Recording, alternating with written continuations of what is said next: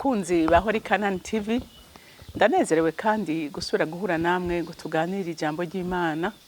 Aremesha umutima wanje, anyobora mu nzira zo kugororoka kubw'izina ryiwe. Mbere naho noca mu mwonga w'igitutu c'urufu, sinzogira ikibi ntinya, kuko ari kumwe nanje. Inyobozo yawe n'ubuhiri bwawe nivyo bimpumuriza. Untegurira ameza mu maso y'abansi banje. Wasize amavuta mu mutwe, igikombe canje kirasesekaye. Nukuri, haleluya. Ibyiza n'imbabazi bizonkurikira iminsi yose yo kubaho kwanje. Nanje nzoba mu ngoro y'Uhoraho ibihe byose. Amen. Haleluya. Muntu w'Imana, izaburi ndayikuzaniye kandi uyakire ko ari Imana yitanze. Haleluya.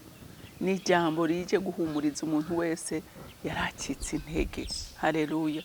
Umuntu wese yari yegamiye ikindi kintu, kuko abantu b'Imana, ijambo ry'Imana riravuga ngo mbega ngo urufatiro rw'umugororotsi rukuweho, ivyizigiro byo vyobahe. Hari aho umuntu yizigira ari nka business wari kurakora, ukumva vraiment uri kuraprospera, ukumva urayegamiye. Hama igitondo kimwe murabona ibyago biguma biba mw'isi ntawe ubimenya, bigasenyuka. Mbega none bica bigenda gute? Bica bigenda gute?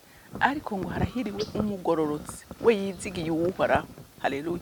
Uyarahiriwe. Naho ibyo bivaho, naho ibyo bikugwaho, ntiyiheba, kuko abazi ngo wari yampaye ibintu bashaka kunyongera n'ibindi. Haleluya. Haleluya. Ijambo rero yavuze ngo Uhoraho niwe mwungere wanje sinzokena. Urumva? Dawidi arabizi neza. Haleluya. Haleluya. Imana ariyo mwungere wiwe. Akavuga ati jewe sinzokena. Imana ikindagiye ikifise mu kiganza cyawe, nta kintu na kimwe nzokena. Haleluya.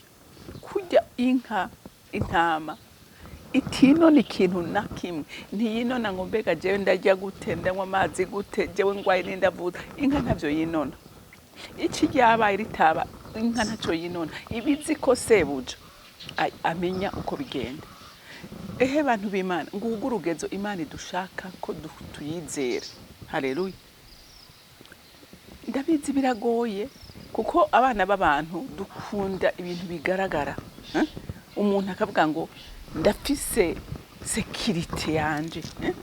Urumva, ndafise sekirite.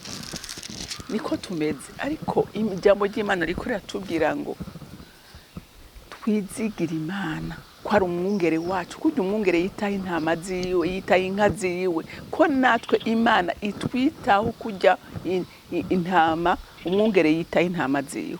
Haleluya. Ngugu urugeze Imana idushakako. Ubisengere nanje nisengere, kugira ngo ukwizera kwacu by'ukuri ntigutirigane, twizigire ngo Imana irabizi. Haleluya. Simuze ngo turere amaboko umuntu ntakore, oya, sibyo ndiko ndavuga, ko n'ijambo ry'Imana riravuga ngo udakora ntakwiye kurya. Haleluya. Kandi n'Imana ngo ihezagira imirimo y'intoki zacu. Wese haguruka uyibwira uti mpagurukanye ibi n'ahari bito. Imana ifise kubyagura. Haleluya. Kuko irakwitayeho. Amen. Ngo ambyagiza mu buragiro bw'ubwatsi butotahaye. Urumva, Imana abayo ibakisha mu nzira nziza. Haleluya. Naho hoba ibigoranye, Imana ikwegereye cyane. N'ijambo ry'Imana riravuga ngo Imana iratwegereye gusumba nuko izi mpuzu twambaye zitwegereye. Haleluya. Urumva ko dufise amasezerano akomeye, dufise amasezerano y'Imana. Mugayo umunsi abana b'Imana barasuhuza umutima, abana b'Imana baragendera mu nzira zipfuye, kuko bataye ivyizigiro. Ugasanga umuntu yarataye ubuntu kubera iki? Kubera situation arimwo. Kubera situation arimwo. Ariko wizigiye Imana yiwe, ngo abizigiye Uhoraho ngo bazokomera kandi bakoresha iby'ubuhizi. Haleluya. Kubera bizigiye Imana. Rero ngo Imana yacu iturongorera mu buragiro bwiza iminsi yose. Haleluya. Irazi ico ukeneye. Irazi ico ukeneye. Wowe wihanga amaso gusa. Haleluya. Ngo andongore ruhande y'amazi adasumba. Urumva, Imana ntiyokwemera kugucisha mu bintu udashobora kwikorera. Oya igucisha ahantu hameze neza n'ahakomeye mujana nayo. Haleluya. Kuko ivuga ngo no mu mageragezwa nzobarerura ku mababa yanje. Haleluya. Ntizoguta, ntizogutererana, ntizokureka wenyene. Iryo ni isezerano abana b'Imana dufise twese. Haleluya. Ikibazo nukugira iki nukubimenya. Twarahaye ikibanza umwansi, turamushira hejuru, turemera turamwemerera ko umengo araturusha imbaraga, ego ariko umenye ngo uri muri wewe. Haleluya.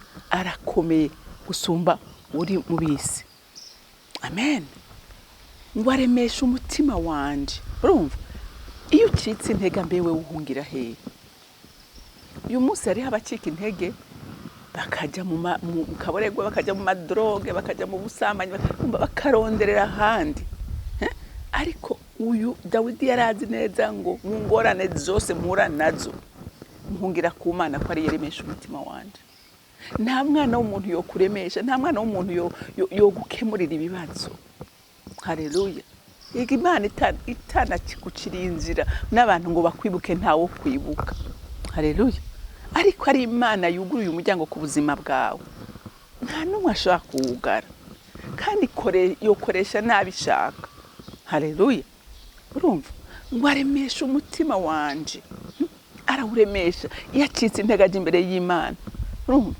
Akayibwira, akava yaremye, akava yahumuritse, akumva ko ari we yabwiye kandi umuvyeyi yabwiye amwitayeho kandi afite solution y'ikibazo icari cyo cyose. Haleluya. Ngo anyobora mu nzira z'ukugoroka kubw'izina ryiwe ryera. Urumva? Iyo uri kuragendana n'Imana irakuyobora. Iyo wayishize imbere yawe ntikuzimiza. Mugabo twebwe abana b'abantu dushaka ko Imana umenga ari dukurikira. Imana ije inyuma yacu, twege tuje imbere. Umva uyigiye imbere uzozimira. Ariko emera abari kuyobora. Emera uyishira imbere yawe. Ni wayishira imbere yawe ntizokuzimiza.